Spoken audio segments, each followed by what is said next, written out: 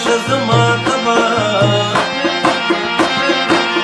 په زیارتونو به جوړه ګرځو میانا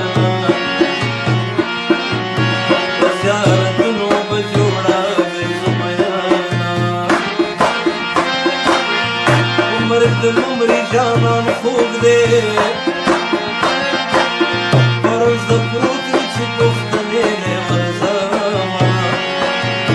فرض د